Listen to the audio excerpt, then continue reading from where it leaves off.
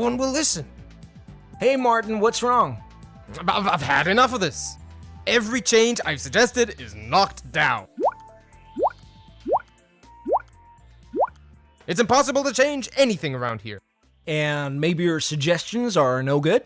That's nonsense. You know why it happens. Everybody knows. It's because people resist change. Resist, resist, resist, resist.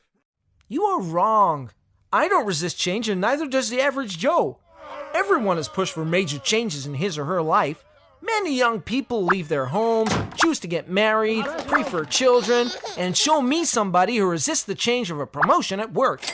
Can you really fool yourself that you don't resist change? I resist only the changes that I have a good reason to resist. The others I accept. Baloney! Try me. Okay, I'm game. Making a change is like climbing a mountain. Here's one. Climb it. Don't think so. Haha, you see? You do resist change. I don't resist change. I resist this particular change because I don't have a reason to climb the mountain. I don't see the plus in the change. Well, what's a good reason for you? A higher salary, better health, or an improved relationship. Okay, I'll take care of your excuse. There's a pot of gold waiting for you up there. Is that good enough? Now will you climb? Nope. Point proven! You most certainly resist change. Of course I resist this change, and with good reason. See for yourself. Too much effort, too much time, too high a risk. It's perfectly logical. The minus of the change outweighs the plus of the change. Another excuse. Fine, I'll reduce the required efforts and the risk. Now are you willing to climb? I don't think so. Aha! I knew it! Excuse after excuse. You remove one, another one pops up. The end result is still the same. The change is definitely good for you, and yet you still resist. But it's not good for me. I don't want the change because I'm comfortable in my current situation. Another excuse. Not at all. You look at it too narrowly. No wonder people reject your suggestions.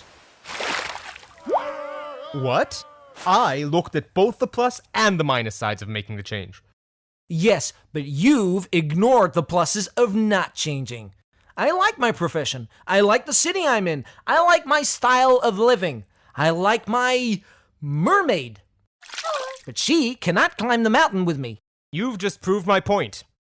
Maybe you justified it logically, but at the end of the day, people will always resist change. They can simply declare that they have a mermaid, and there goes any chance of causing a change out the window. I'm not looking for excuses, but unlike you, I'm not in love with your suggested change. I'm more objective. Oh, so you're Mr. Objectivity, huh? The guy who only looks at the plus side of staying the same? Aren't there minuses as well? I guess there are. Think of situations that if things stay as they are, alligators will bite your ass off. Your firm may go bankrupt, or your spouse may ask for a divorce. Of all the nerve! Or your health will decline drastically. Aren't you fighting alligators?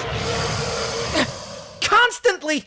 Sometimes I feel that the people I try to convince are so busy fighting off the alligators that they should be climbing the mountain even if there is no pot of gold waiting at the top. Still, everybody resists change, including you. Not at all. Show me how the pot is large enough for me, and the teeth of my alligator are sharp enough, and my effort and my risk to change is not as big, and that I don't have to give up on a beautiful mermaid, then I assure you I will climb the mountain. That's what I do, and it doesn't work. Really? Have you ever tried to present all four sides of your suggestion? Let me ask you a more pertinent question. Did you figure out in advance what the pot is for the person you're trying to convince? Not your pot, but his or her pot. What is his or her crutch? What are the alligators and the mermaids for the other party? I guess not. There you go. Also, when you concentrate on one aspect and the other person concentrates on another, you are bound to miscommunicate. Looking at all 4 factors and doing it from the other party's perspective sounds like a lot of preparation. Are you sure it'll pay off? Not if you believe that people are programmed to resist change, or any change. I guess I'll never know unless I give it a try. I'll let you know how it went.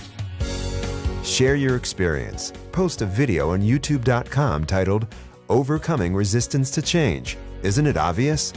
The video that has the most viewers by midnight GMT, September 19th, 2010 will win a $1,000 cash prize. But Paul, I see how it might work for convincing an individual, but it won't work when trying to introduce a full-scale organizational change, with the collaboration of so many people is needed. Yes, it will, as long as you recognize that for different individuals, each of the 4 elements might be vastly different. A lot more work, but who said that changing an organization is easy? Ellie Goldratt, the person who wrote The Goal, shares his experience on how to change a whole organization in his new book, Isn't It Obvious?